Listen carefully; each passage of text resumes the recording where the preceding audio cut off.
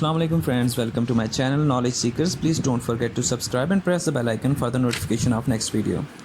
दोस्तों आज हम एलिज़ाबेथन एज की बात करेंगे जिसको गोल्डन एज भी कहा जाता है। जॉफ्री चौसर से एलिज़ाबेथन एज के दरमियान का जितना भी एज है उसको बैरन एज कहते हैं। तो इसमें याद रखने की जो चीज़ है, इसके दो बड़े नाम हैं, थॉमस वाइट और अर्ल ऑफ सुरे। थॉमस वाइट को फाउंडर ऑफ सोनेट्स भी कहा जाता है और अर्ल ऑफ सुरे ने हमें ब्लैंक वर्स से मुतारिफ़ करवाया था।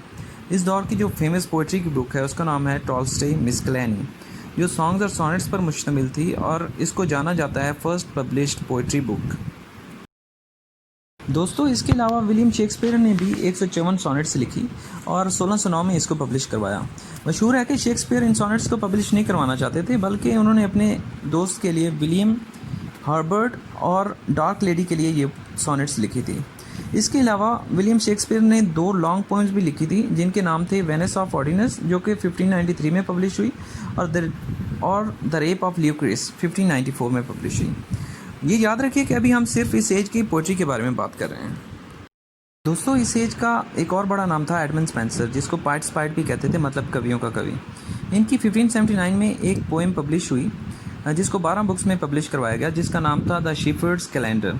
12 महीने में इसको इसलिए पब्लिश करवाया गया था कि मतलब एक माह में एक बुक पब्लिश हुई। एडमंड ने पैट्रियार्चल स्टाइल में 88 सोनेट्स लिखी। एडमंड ने 2 ऑड्स भी लिखी जिनके नाम थे एपिथेलमियन, जो उन्होंने अपनी वाइफ के लिखे, और दूसरी प्रोथेलमियन। दोस्तों इसके बाद एडमंड का ग्रेट एलिगोरिकल वर्क आया द फेरी क्वीन।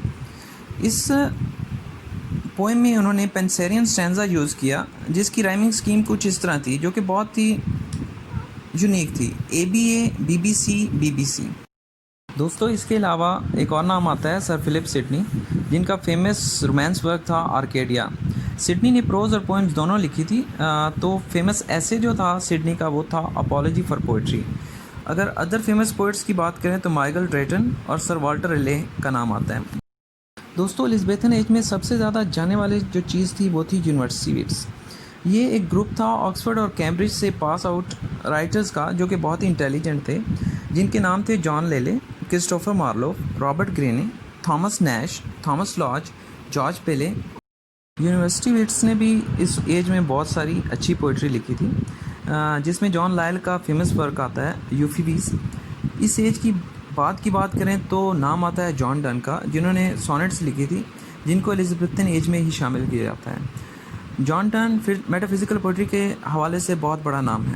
दोस्तों इस एज में सर फ्रांसिस बेकन ने ऐसे लिखने का आगाज़ किया था।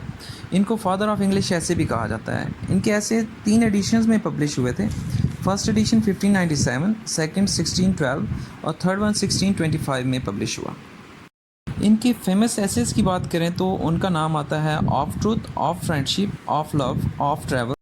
दोस्तों इस एज एलिज़ाबेथन एज को जैकोबियन एज भी कहते हैं और इसमें एक और फेमस वर्क हुआ जो बहुत ही याद रखने की ज़रूरत है। वो था बाइबल की ट्रांसलेशन की कोशिश की गई थी और इसमें जो नाम आता है वो है विलियम टिंडेल का। दोस्तों इस एज में पोइट्री लिखी गई, मगर इस एज की चीफ ग्लोरी ड्रामा है। इस एज का फर्स्ट रेगुलर कॉमेडी प्ले था रल्फ रॉयस्टर डॉयस्टर बाय निकोलस योडल। और दोस्तों इस एज का फर्स्ट ट्रेजेडी प्ले था गार्बुडक। ये 2 राइटर्स ने मिलकर लिखा था जिनके नाम थे थॉमस नॉर्टन और थॉमस सेक्विले। दोस्तों इसके बाद यूनिवर्सिटी विट्स ने जो ड्रामा और शेक्सपियर एज को दिया वो रिमार्केबल है। यूनिवर्सिटी विट्स में सबसे बड़ा नाम क्रिस्टोफर मार्लोव का है। इन्होंने सिर्फ ट्रेजेडीज़ लिखी, जो फेमस थी उनमें एडवर्ड सेकंड, जीव ऑफ माल्टा और डॉक्टर फॉस्टस थी। और जानने की बात यह है कि इन्होंने ये तमाम ट्रेजेडीज़ जो थी ब्लैंक वर्स में लिखी, इसलिए बेन जॉनसन क्रिस्टोफर के लिए कहते थे कि माइटी लाइन ऑफ मार्लोव।